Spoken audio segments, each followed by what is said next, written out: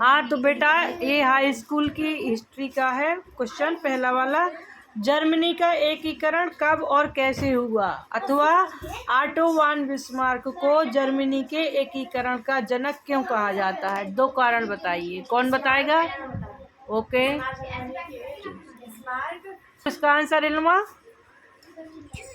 Bismarck Germany का एकीकरण उसी ने किया था।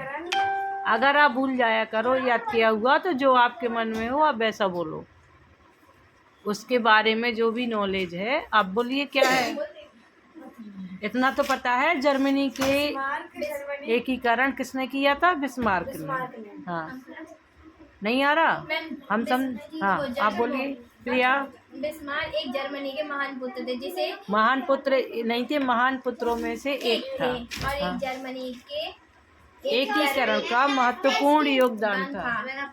जैसे एक जर्मनी का एकीकरण का जनक भी कहा जाता है। इसने क्या किया? उसने के प्रधानमंत्री के रूप में जर्मनी का एकीकरण किया।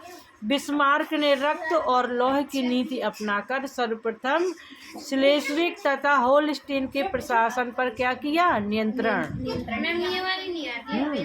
फिर उसके बाद इसने क्या किया? ऑस्ट्रिया को सेडोवा से युद्ध करके 1866 में उसको क्या किया? पराजित कर दिया।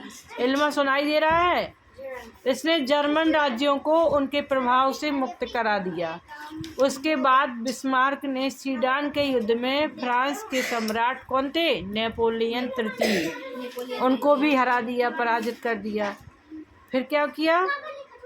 जर्मनी का एकीकरण पूर्ण कर लिया, मतलब पूरी जर्मनी को एक कर लिया, अपने अधिकार में कर लिया। और 18 जनवरी 1871 को प्रसा सम्राट विलियम प्रथम महान को जर्मन साम्राज्य का प्रथम सम्राट घोषित किया गया।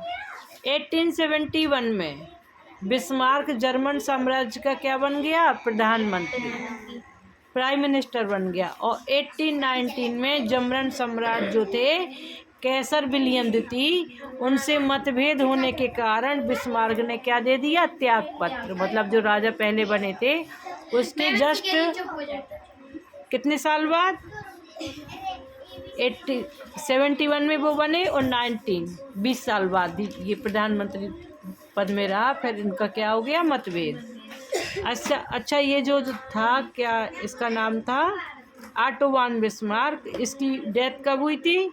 31 जुलाई 1898 को 83 वर्ष की आयु में इसकी क्या हो गई थी? मृत्यु।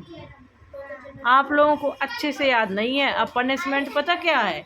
वहाँ पर बैठकर सारे क्वेश्चन अभी याद करोगे और जब सुनाओगे तभी छुट्टी मिलेगी। चलो उठाओ कॉपी, 10-10 क्वेश्चन दोनों से पूछेंगे।